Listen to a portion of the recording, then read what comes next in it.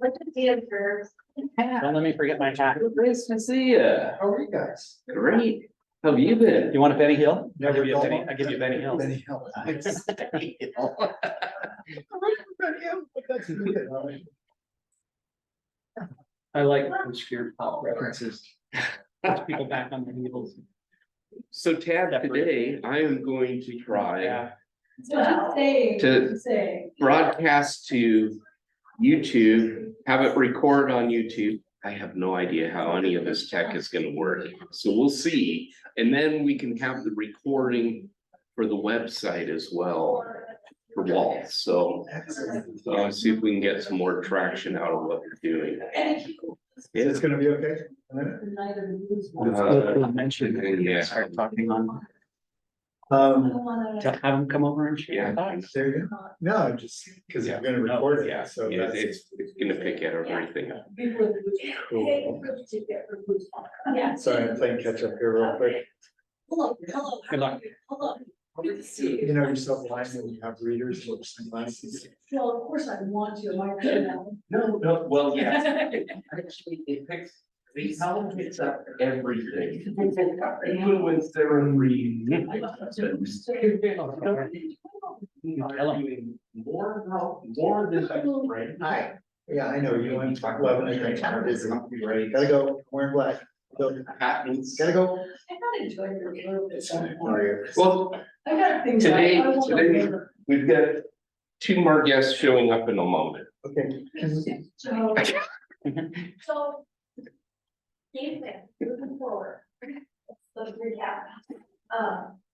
Okay, so you. I wear these because they make me look smarter. I wear mine because I'm blind. Well, apparently the recording is working because it just started While I was talking about how smart I look with my stupid glasses on. You know. Okay, I'm gonna stop But I this. feel like I know where. It could all go wrong. Well, welcome. This is the business workshop at Umpqua Bank. I'm Rob Wotton, and today I have a couple guests with me, and today's topic is about, it's more than just about branding. It's about a lot of other things, things that are valuable to your business and will help you add more worth to everything you do. So I have two wonderful guests today that I get to introduce. First of all is Tyler Kloster. He is the co-founder of Karakoram here in North Bend. He has background in UW from the University of Washington in engineering. And he's also a serial inventor, if you will. He holds a number of patents. But we'll talk a little bit more with Tyler in a moment. And on my other side is David Bosland. He is Bosland Law here in North Bend as well. Both businesses are located here. He has a background in telecommunications and banking, and then he decided to go into law. And his specialty is in branding and IP. And we'll hear from David a little bit more about that. But today's topic is more than just about branding. It's about all the things that go in to build a business from the ground up. And the person that's done it from the ground up is Tyler. Tyler and your brother as well, Bryce, your twin brother. Twins, yeah. So I just want to make sure you're not Bryce. Nope. Okay, you are Tyler. Okay. But both of you have similar backgrounds in engineering. Yeah, we both went to the University of Washington, got our mechanical engineering degrees there. I went and worked for Philips for just about 10 years, designing sonoker toothbrushes, and then my brother worked for a small company called Sunstream built lifts for about 8 years before we started. I guess we started our business while we were both working. Okay. And those jobs. Yeah, then we took the leap, and now we're here. Okay, let's talk about what you do. And both of you have this passion for outdoor sports. So it's kind of cool having both of you here. Winter sports, skiing, ski patrol for you, David, training of ski patrol people. Tyler, how in the world did you come up with this thing? How did you get into the split ski business? Yeah, so split boarding, my brother and I have been snowboarders since like we were 8 years old, skiing since we were 3. We have always been into snow sports, and when we were, yeah, my dad always had his own company, and we just thought that would be neat to own our own company and just be able to run it and build something that we were really proud of. We didn't necessarily know what we wanted to center that around, but my brother Bryce, when he went on a backcountry trip for the first time, we'd actually been telemark skiing for a while, and his wife didn't ski, so he got her a splitboard set up. And it was one of the original slider track ones where you mount a binding on top of it and like really big stack heights. And he was wondering why she was struggling so much. And then he took it out for a backcountry tour on his own, got to this top, changed over, and his first turn on, he was like, this is not snowboarding. This is so much different than what you're used to on a traditional solid board setup. And immediately he was like, I know what we're gonna do. We're gonna make this better. And so that's pretty much where the inspiration started, was my brother's first time on a split board and feeling that it did not perform the way he wanted it to. You put all this effort in to get to the top of the mountain, and then your gear doesn't perform the way you expect it to. That's not desirable. So he called me up that evening and said, hey, I don't know how we're gonna do it, but I know we can make this better. That was back in 2007, I think. Maybe end of 2006. That's exactly what innovation's about. Yeah. Taking something that doesn't quite work the way it's supposed to and making it better. And it's not to say that that didn't work. It definitely functioned fine, and it for some people it met what they needed it to do. But for us, especially with our really pure snowboarding background, Yeah. like it just didn't feel the way that we wanted it, or the way he wanted it to feel. And then when I tried it, I was like, yeah, I get what you're saying. But you were over at Sonicare. Both of you have filed patents, various patents. Yes. It's not like an exclusive Tyler thing No. or an exclusive Bryce thing. Before you started Karakoram, did you do the patents, or was that? I was involved in quite a few patents when I was at Phillips. It was mostly inventions that I would come up with, or fellow team members that I worked with that we worked together on similar projects. I don't know how many that I have there, but we worked with an IP attorney that did all the work for Phillips, and yeah, so I met with him multiple times a year to go through creating patents and so forth. So you knew the process before, I knew the process, before you started doing this. well. It wasn't just like you Bryce leaped into it. Bryce knew it quite a bit better than I did in terms of like the whole patent writing process. I usually would just sit down with the attorney and then walk through the invention with them, and then the attorney would put it into attorney speak. And you talked about being familiar with the process, not to slow you down No, or no, no. anything, but what's even better, honestly, is understanding the value of it. Yeah. Right, Yeah. because you understood that first. Yeah. And even if you didn't know the process, you can go find it out. And I think a lot of people miss that value part. And if you have that step, you'll figure the rest of it out. But Yeah. as knowing the value of the intellectual property is huge. Well, and if you're brand new and you never had that experience, it's gotta be daunting, right? I mean, having that, you got a chance to experience that over at Phillips. Yeah, no, I think it was very helpful just to understand what that process looked like. And then Bryce, coming from a small business, understood even more the nuts and bolts of it. Yeah. In terms of actually like writing the patents and working with their patent attorney because as a small business, you have to decide where you're gonna spend your money, and Yeah. if you're gonna have an attorney do the entire thing for you, it can be quite a bit more expensive. And so Bryce had a lot of experience with drafting a lot of the patent language upfront, and then having an attorney like review it and make suggestions and changes versus just having a patent attorney write it from scratch. Who may or may not understand your business to begin As well, with. correct. Yeah, yeah. Wow, huge advantage to that. Okay, so you've grown your business a bit from when you first started. Yes, yeah, that's definitely going quite a bit. So, you started out in '07. Was it just you and Bryce just- working? Just Bryce and I, together in my garage, we owned a condo up in, Snoqualmie Ridge. Mm-hmm. And we, with our engineering backgrounds and just hands-on, just desire to make things, we machine all our own prototypes and, got a working, model of it, testing it on snow, getting out in front of friends and family and just people that were in our industry and kind of just tested it to just see like, hey, is there something here? Yeah, Like, is this something that other people besides just us want? We thought people would want it because of our snowboarding backgrounds. If we wanted it, we figured other people would too. Yeah, and it kind of just picked up from there. We started with like a run of like 50 sets or so. And then it just grew. how did you find your test users? They were groups of, your friends that you hung out Yeah, with? just friends that were into snowboarding, in the back, or getting into backcountry, skiing and snowboarding. Both my brother and I used to work up in the past, and so we have quite a network of friends, that are into the same things that we are. And so we were just like, hey, we're working on this, we want to try this out. Yeah.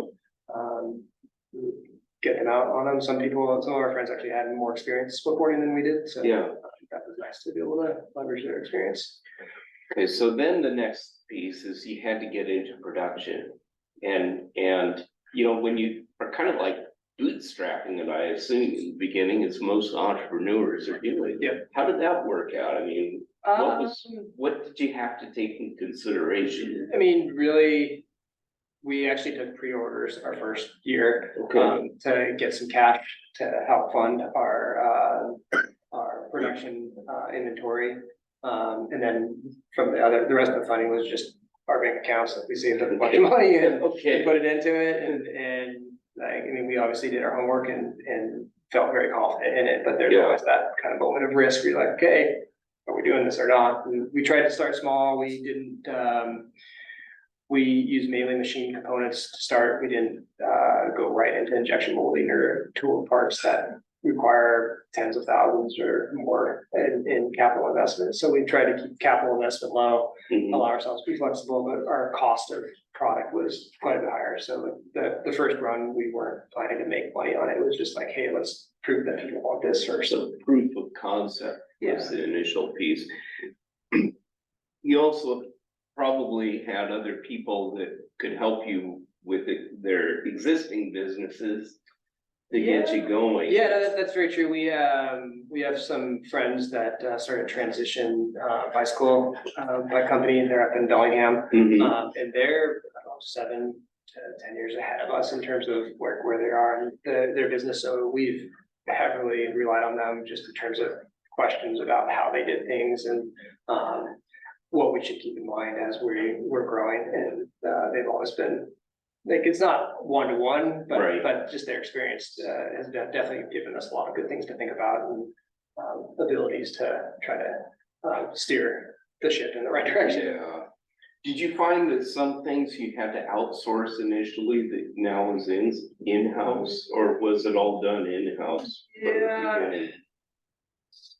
A lot of the stuff we've done in-house in terms of product development, with our machining capabilities, like we invested in like really, basic, equipment that would allow us to be able to prototype. So we bought a benchtop a mill, and then I converted it to a CNC Oh, wow. myself. Actually, a good friend of mine, that's what his business does, is they make CNC routers and all Right. sorts of CNC background stuff. And so fortunately, he worked with me at Phillips, and I just tapped him on the shoulder, like, hey, can you help me with this thing? And so he showed me how to build it.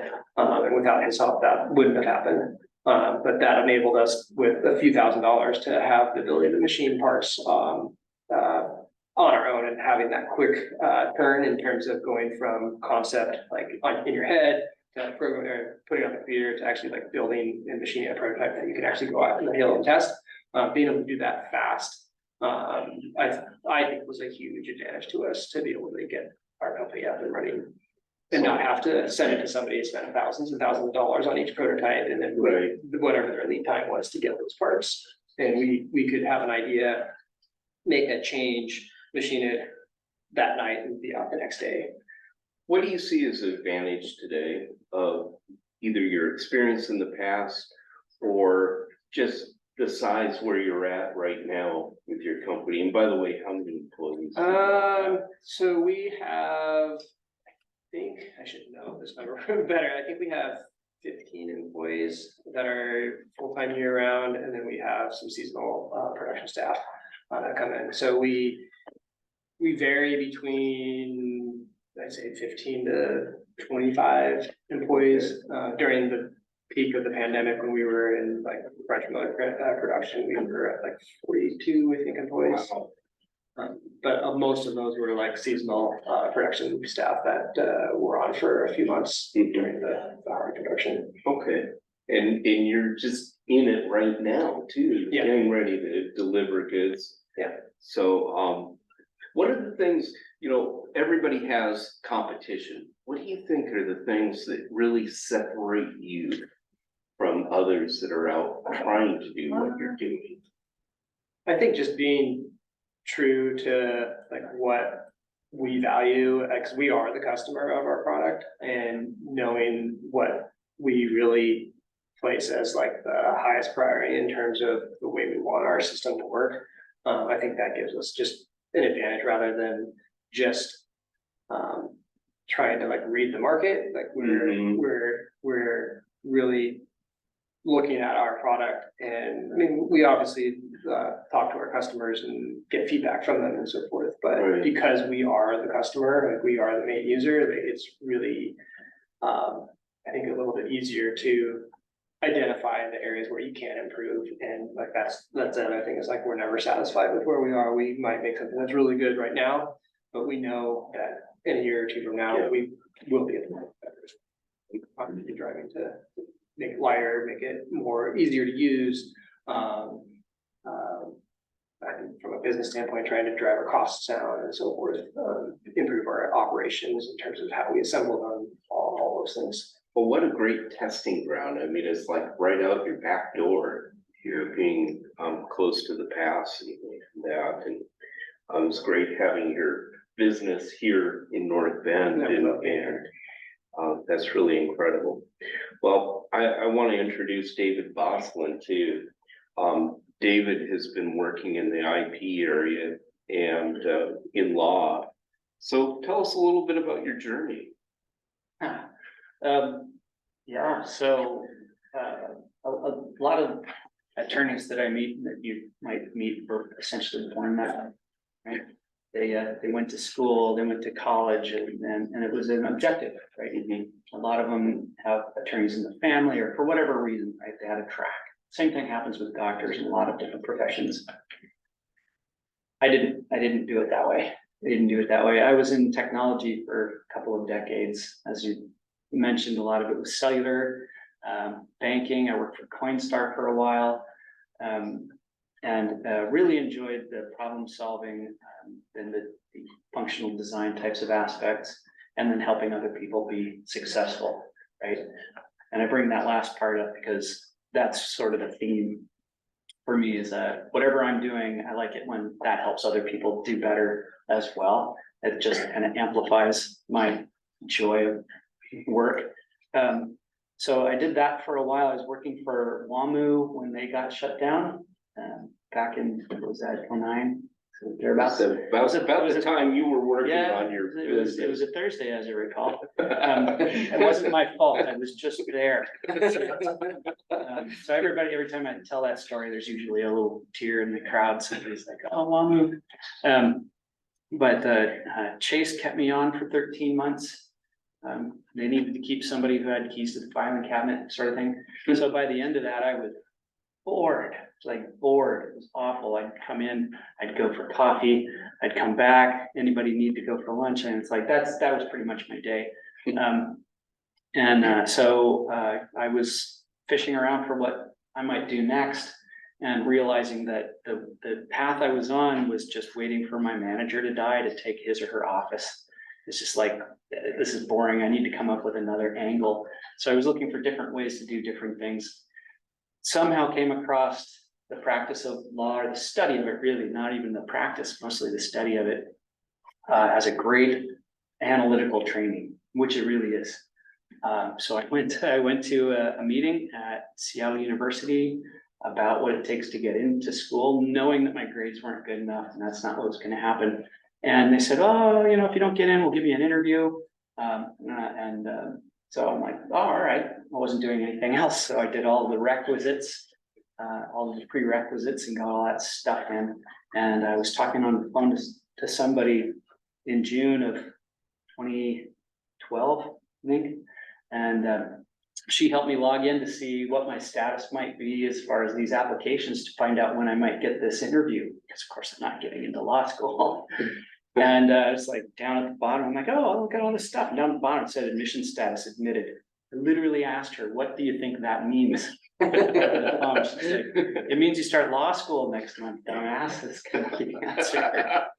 And well, it's kind of like jumping into a cold lake. I mean, it's the jump is the first thing. Once you're in, you start swimming. It's cold, sure, but you get it done. So I was working an average of 45 hours a week, ski patrolling on the weekends, going to law school at night. I did that for 4 years straight. And it was absolutely fascinating. The study of laws. I could go back and do another 4 years and not take the same class twice. There is just so much. So it just really drew me in.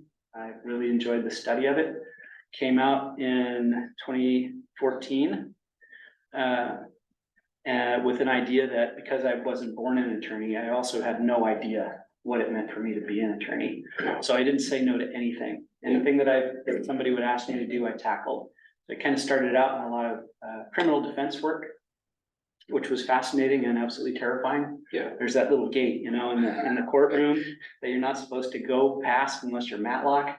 And so I had to, you know, suit up and walk past it, talk to prosecutors and judges and things like that. And so I learned a lot. You were drinking from the fire hose. I took it right in the face, absolutely. Yeah, for sure. But I had, you know, like Tyler was mentioning, I had really good people around me that were willing to, if you were enthusiastic about it, they would jump in and help you with absolutely anything. Mm-hmm. I mean, all you had to do was ask, even sort of ask, and they would come in and say, try this, do this, here's how it works. So that was super helpful.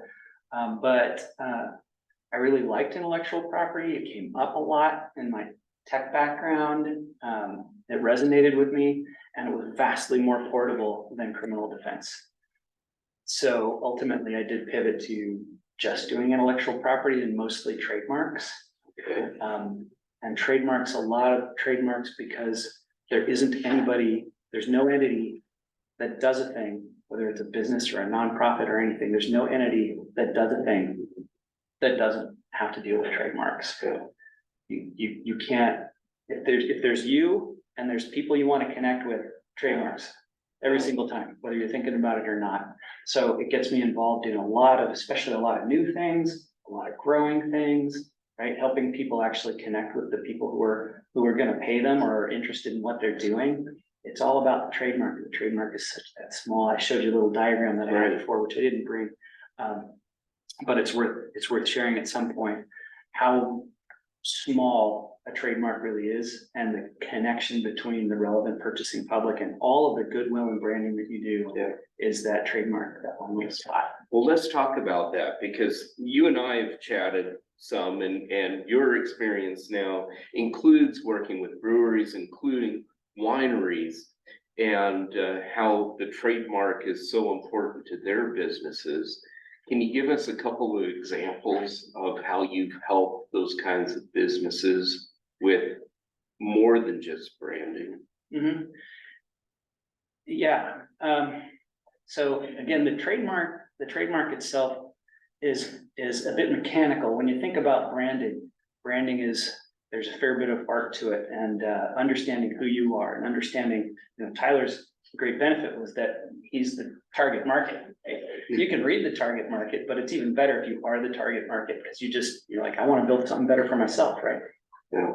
So all of that marketing and branding effort and business decisions that people make, I get involved in that, but I don't really drive that, right? Because the trademark component of it is a very technical, functional logical piece of really putting your stamp, carving out your territory with that mark, with that device that references all of that branding work that you do. So it's like the technical piece. Once you have an understanding of who you are, the technical piece connects the people who would pay for it with what you just figured out. Yeah. So it is more of a technical spot in between. And fun. And it's kind of funny because you end up getting sort of this push and pull thing between like the marketing experts, the branding experts, and the trademark attorneys. Because the trademark attorneys want you to pick up something completely fanciful. They want you to come up with Exxon, but make something up, man, because that's the easiest type of trademark to protect. And then branding folks are saying, yeah, but they need to know who we are and where we're coming from. So, I want to say, Tyler Splitboards, right? And it's like, no. So there's this idea that kind of in a marketing, I want to make sure that logo or that term or the phrase or slogan or whatever it is really tells people who we are. And at the same time, it's like it's more protectable if we kind of go the other direction.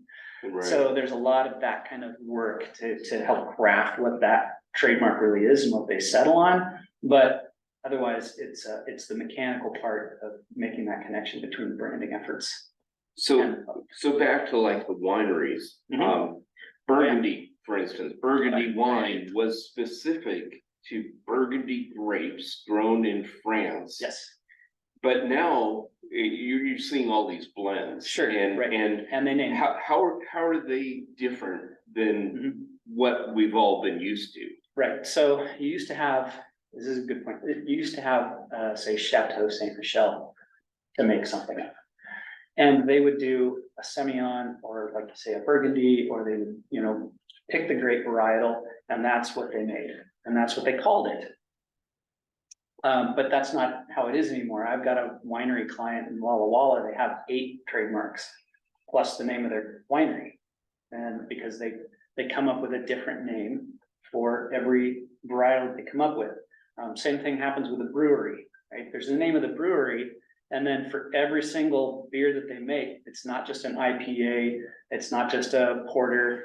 It's Hammer and Sickle Porter or something like that. So there's a name, that's one trademark. And then it's got like a hammer and a hammer crossed with a beer bottle or whatever, right? There's another trademark, that's a separate trademark, that's a logo, right? So then mechanically, you have all of these things that tumble out. And there can be a lot of them, and then maybe there's a slogan that goes with it, right? If you go and get a 6-pack of Bodie's off it, it's like warm beer sucks, something like that on the box, right? If people see that and can accept that as a source indicator, there's another trademark. So one company can have dozens of trademarks. And once whether you they have protect them or not. Okay, so once you have a trademark, what's the next piece to it all? So you have a trademark as soon as you've got something that you're using as a trademark. You have trademark rights in that mark as soon as you're using it as a trademark. That's where the rights come from. And this is one of the things that comes up a lot. People are like, oh my gosh, that word, I was just answering this question this morning. Somebody says, the word Indiana. No, this is even better. The word "the" is federally registered trademark. I think it's Ohio State University. I mean, it made the news. There's 3 letters, and everybody's all pulling their hair out. So I go to the USPTO, I look it up. Guys, there's 12 more registrations for the same 3 letters. Oh, really? Yeah, because it's not how trademarks work. People think a registration for a trademark takes it out of the dictionary somehow. There is no USPTO alchemy that says, once you have the trademark for the word Indiana, nobody can use it for anything else. It's not how it works. It's all of this is about a likelihood of confusion analysis. So if I'm using the word "the" for sawhorses, and Tyler's using it for mobile pedicure van, right? No problem. Right? It's not a problem. If I want to use the word Indiana, like in a T-shirt that says "I'm from Indiana," yeah, hooray. Mostly, so does that function as a trademark? Right now, I'm not even deciding whether or not it's a good trademark. I'm helping people understand if they're using it as a trademark. Okay, or avoiding using it as a trademark, right? Generally, you put something on a t-shirt, it's considered ornamental. Ornamental doesn't function as a trademark, mhm, so the trademark rights aren't implicated, right? So you also have to understand what rights you get from using a trademark, what registration with the federal government actually gives you. It really just takes the rights that you already have and extends them out to the borders of the US. Like I can keep somebody from using the same or similar mark in Florida, even though I don't function there, right? right, Whereas right now, if I've got a hot dog truck in Seattle mhm, with a cool name and everything, I might not be able to keep somebody else from doing it in Spokane yeah. because my rights are geographically bound. And that's really what the registration gives you. So back to Tyler, because you do international sales as well. That poses some uniqueness and Karakoram is its own, you know, registration, I would presume. The star that goes, the snowflake star is unique. And then when you do bindings, you probably name those bindings specific A products. model like- name or a like model, the even a beer model thing. number, Yeah. you know, whatever it might be, it's another trademark. So what are some of the considerations that Tyler might have to protect what he's built in the US that gets sold in Canada or gets sold in Europe? The first cool, well, I'll get to the international thing in just a second. The first Yeah. cool kid thing that I often recommend to consider at least is selling all of your intellectual property to that other company that you also own. And that company does nothing but owns all your intellectual property. Oh, okay. So now you can sell your manufacturing concern and license all the intellectual property to whoever bought it forever, right? So you could separate and get out of, You don't, You- yeah, the you one, don't the same have to company be the doesn't have to own it. manufacturer. Intellectual property, focus on the P word there, it's property, it's actual real property that you own, right? And if it's something you own, it's something you can sell. So that's just structuring it. Those are some of the things that like an IP attorney who's paying attention can help you just like get as much value out of it as possible. There's sort of technical things. It's not really branding and marketing and, you know, those business decisions, those kinds of things like who are we kinds of questions. And it's like, if we have these things, how do we monetize it the best? How do we protect it the best? And that's just one thought. It also, here, this is interesting. In the 50s and earlier, the 80% of the value of your average company was in the things that they owned. Your CNC machine, your physical stock, things, the stuff, physical your stuff. employees, Mhm. things like that, and 20% was intellectual property, like know-how, trademarks, copyright, those kinds of things, 20%. It's inverted now. Your average company is 80% intellectual property by value. Wow. Partly it's because there's a lot of companies now that don't have things. Right, They know stuff. yeah. That all they have is copyrights and trademarks and things like that. It's pretty much all they are. And a little bit of tech, but they bought that from AWS anyway, right? So they don't even really own that.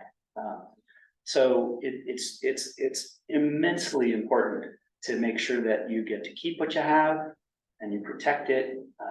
I can move into trade dress, trade secret, which is becoming far more important, trade secret. When you know how to do something, if you don't get a patent for it, you might want to keep it as a trade secret instead, because you don't get a 20-year clock on a trade secret, keep it forever, right? It's like Kentucky Fried Chicken. And it's getting harder to do non-competes and such for the employees. We used to control trade secrets at the door as they walked out because they signed a document. That document doesn't work in California at all anymore, period.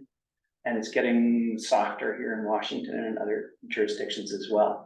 So there's other things that we need to think about. It's like, how do we take care of our intellectual property in the form of trade secrets? Because we still have to tell people, I gotta tell people this stuff. So how do I share that safely? More questions that come up about this kind of intellectual property. To rotate briefly to international questions, there's like I'm helping a firm where there's a trademark that came in from Nicaragua. Actually, that was the original trademark, was in Nicaragua, and then they filed in the US. So how do we deal with that if we have a problem with it?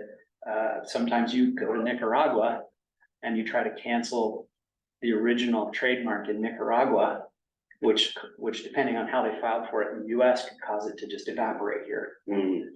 We have the same exposure when we go to get a trademark someplace else. Let's say Tyler's selling a lot in Germany, they're really picking it up. You can go straight to Germany and apply for a trademark there in Germany to protect your branding in Germany, right? There's also another way to do it that's Madrid protocol, not to get into the names too much, but you can do this based on your US filings, your US registrations. You apply internationally and get a very broad coverage. Germany, France, just a lot of different countries. The problem is the people from Nicaragua can come over here to the US and challenge your US trademark, where let's say it's not selling so great, but you're crushing it in Germany and your trademark dissolves in Germany because you didn't apply for it directly in Germany, right? So there's also where are we going? So internationally, and what steps do we need to take to make sure that our intellectual property rights are really solid and get to hang on to it. Okay, so sales helps to drive some of that decision making. It helps to drive the decision making. Something like the Madrid protocol is a very easy thing to do, and easier means cheaper and quicker. But if there's then, say, Germany is a hot market, France is a hot market, Australia is a super hot market, you've got some of those picked out. You may also want to go directly to those countries and file directly in those countries because they'll survive a challenge in the US to your trademark rights. And then it's all about use. You got to make it all comes from use, and that's what people tend to forget. They think, I've got my registration, I'm safe. Well, it helps, but people can come and say you haven't been using your trademark, so you're abandoning it. You haven't been using it the way that you've registered it, so your use doesn't support that registration, right? You take the star and the word and you separate them out. That's called trademark mutilation. If you don't have them filed separately, now your use, the way you're using it, doesn't support your continued ownership of that mark. So there's even just those kinds of things, and all that kind of goes to monitoring and the maintenance of these trademarks that you've worked so hard to acquire. And people kind of tend to forget that, they get the registration done and they stop. So one of the things that may be a consideration is in like Karakoram is that snowflake, if somebody came along with similar words or similar letters and made it different, is that infringing on what's there? It can be. So Okay. I can look that up for you. It's not even like that. It's an analysis. There isn't a yes or no to it. It's a detailed analysis of the likelihood of confusion.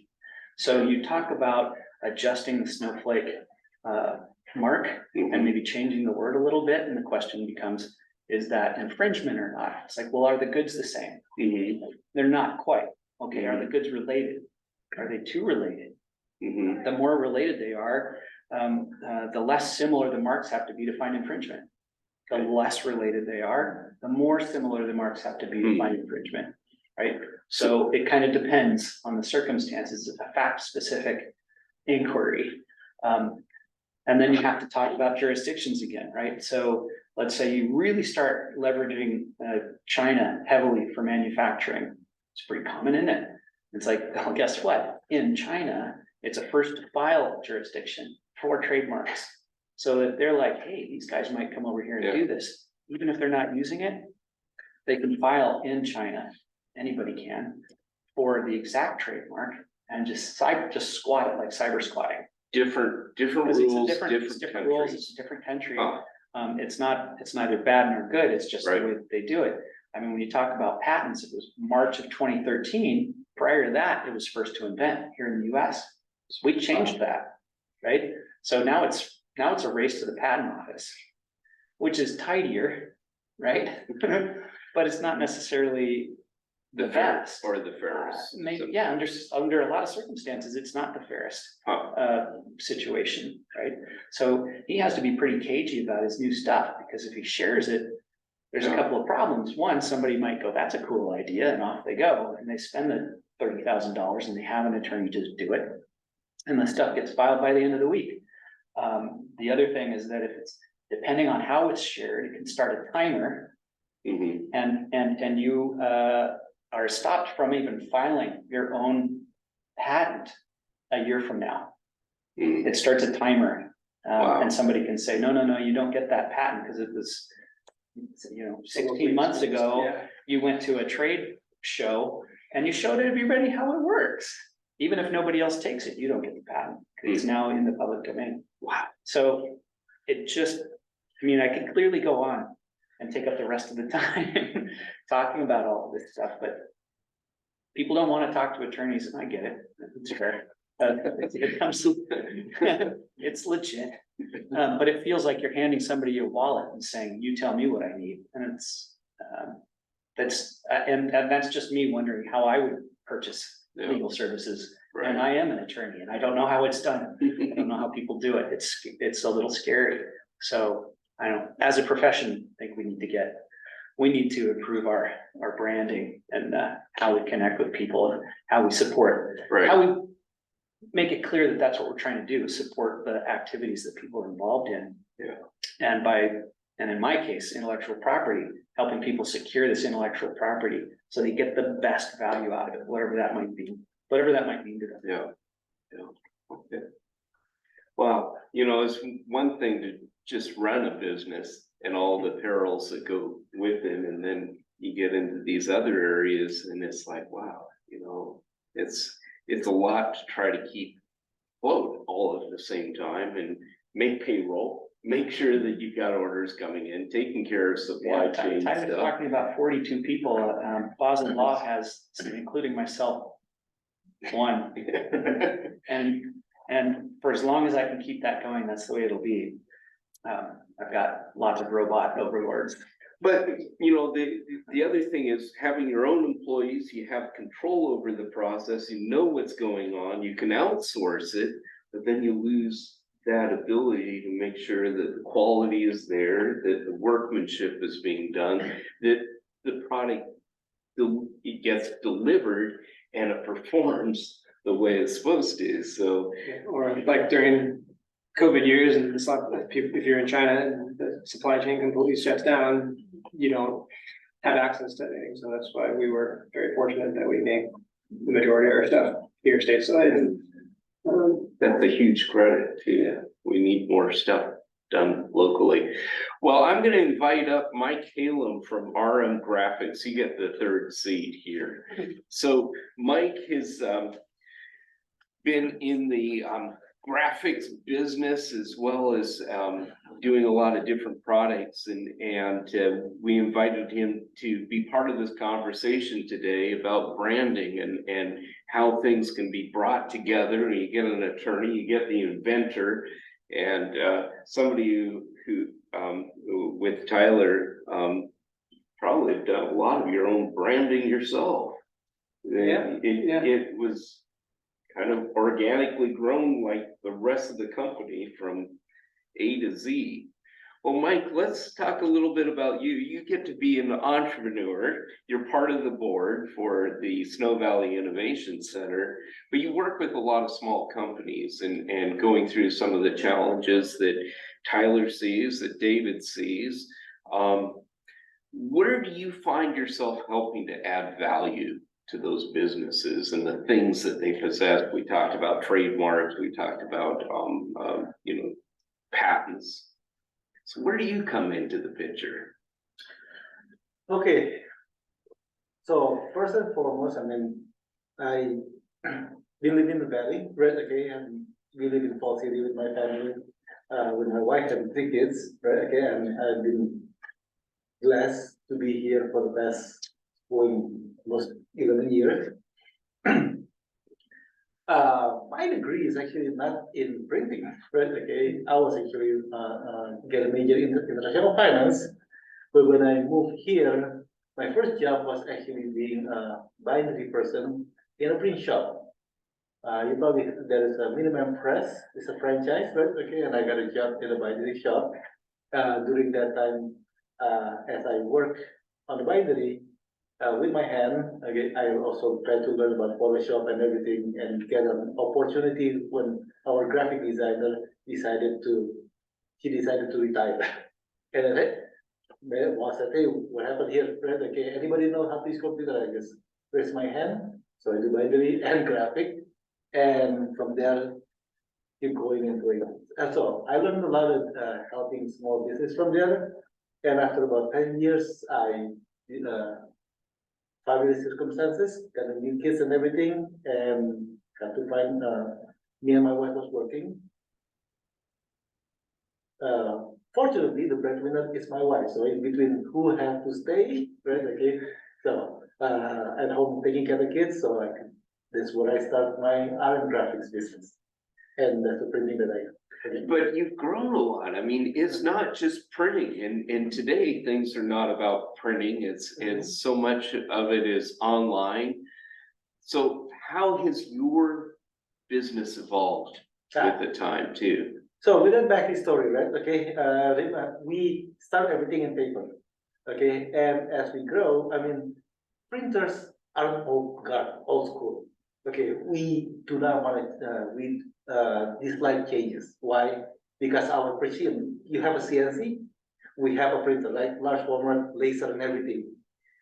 They don't catch up every year to the newest version Photoshop or anything, because the driver is still gonna be the same driver. You need to run the set of ink or a set of router, right? Okay, that need to be, so we don't change. Our machine is, driver can be like an old driver. So as a printer, that's how I think also.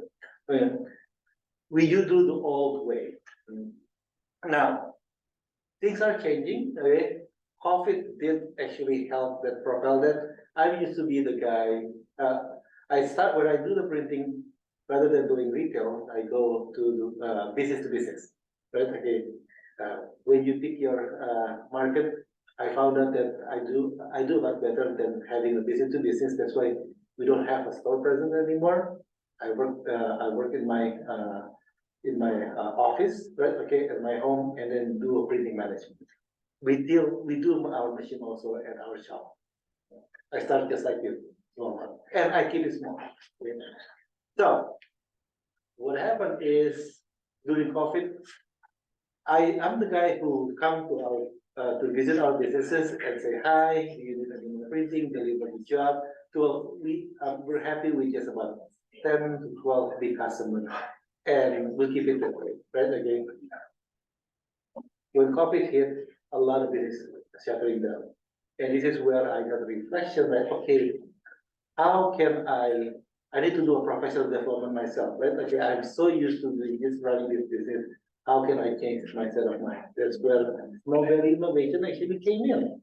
And when I started looking for where I can learn about small business, to learn what new things and everything, I found Nobel Innovation Center, and start attending their Friday meetings, right? Okay, have some great ideas, asking things around, and during that time, been like 2 years now, 3 years, right? Okay, I'm starting to a new journey of changing the set of mind. So what RM Graphic is right now, not just doing printing, but we want to be a solution for business when things need to get done right. And, having said that, what I'm trying to say is a lot of business did a great job on, especially some company, when they grow, they hire a graphic designer. They create this brand guidelines for them, right? Okay, like how the logos should look like, how the logo is gonna look like in social media, how the logo should look like if they do printed material, how the logo should look like if there is a landscape screen, okay, or it is like square like Instagram and those kind of things. What I see is once they have that sense, the graphic designer always gear more on digital, right? Okay, I mean everything to be social media. When they start going to printing is where they like, okay, what do I need to do, right? Okay, I was lucky to work with several businesses that they already had a brand guideline and start helping them putting together their printing material, right? Okay, based on with my experience, certain business does not need all the thing printing that you can have. I carry almost over 100 material from outdoor displays, tables, from the old regular postcard, banners, and those kind of things. So a certain business, maybe if you're in the wine industry, okay, you probably do a lot of your labeling, okay, and outdoor display. You probably don't need a lot of postcard or a mailer, maybe, right? Okay, if you're in the restaurant industry, you probably need certain things that gear towards yours, right? And that's where I try to help with my over the decade, working with a smaller business, to help them to become to be your printer, okay, without having to have a W-2, without to be your in-house graphic designer without having to pay a salary at the W. We were talking about this a couple weeks ago too, and that is, how does Mike with RM Graphics separate himself from the UPS store or from FedEx print? And it's like those things you can just go in, they're a la carte, and you have a print job you need done and they get it done. Well, that's also comes into that play of, where's the value in it? If that's the case, then it's about low cost and convenience, but it's not about quality. It's not about branding or the whole picture. And that's the area that Mike is really focusing on now, is how do you bring that together and make it a more boutique Yeah, thing? and I've talked to Mike about this before. We've had discussions, as he mentioned, logos and graphic design, right?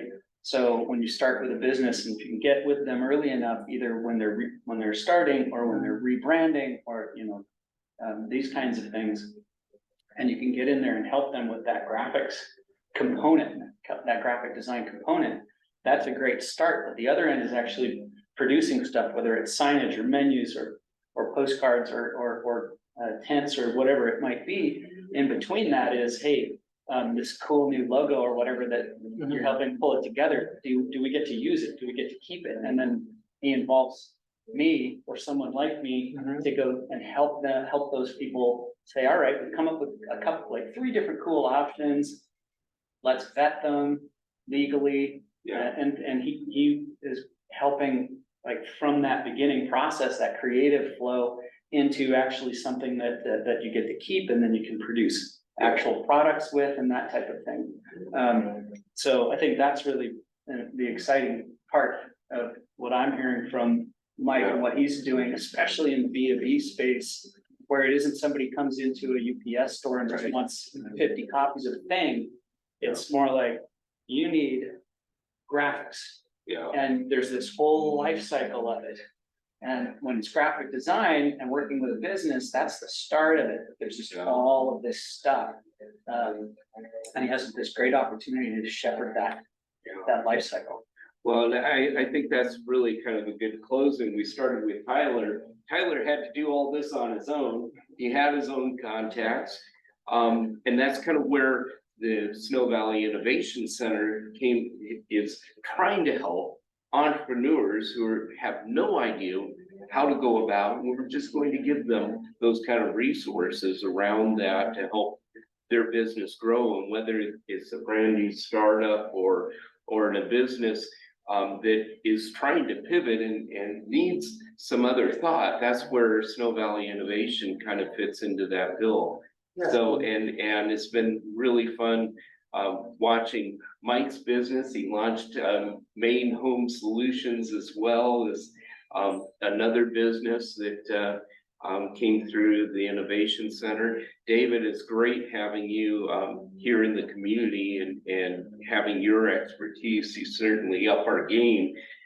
Tyler, we all need to aspire to what you're doing. I need to come over and see your new facility. I saw it when it was in a very small shop. It's grown tremendously since then. Just in closing today, I've got a shameless plug, but before I do that, one of our very favorite coffee shops, besides Trail Youth, which I've been the treasurer for, but it's Arette, it's next door. And if you've been there, you know that it's good. There's a little thank you for doing today's program. Arette, they make great sandwiches. You can even stop there for a beer too. So Megan's doing a great job over there. But I've got props, and that is on the 16th of September, if you have electronics, if you have batteries, or the other one, this drives me absolutely nuts. You probably have a lot of it over at the shop, the stuff that comes in. Styrofoam. I was at a meeting about a month ago with BTG Recycling, and they take this. Here's the other one, mattresses. We don't have this yet, but they do mattresses. I asked, when you buy a new mattress, what happens to it? They take away the old one, it goes into the landfill. My gosh, how much of this crap goes into the landfill that we can keep out? So we're gonna do our part here. We always have to. The 16th of September, 10 to 2, we're gonna have BTG Recycling here, picking up electronics, styrofoam, not mattresses, not yet, but hopefully we can get that worked into it. But it takes it all out of the landfill. And by the way, gypsum board, what happens to gypsum board? I asked. It goes into the landfill. And they take that and they turn it into fertilizer. So there's a lot better ways of handling our waste than just throwing it in the trash. So anyway, thank you again. This has been great. Appreciate it. David, Thank you so much. Mike, and we'll be back next month for more business workshop. Thank you.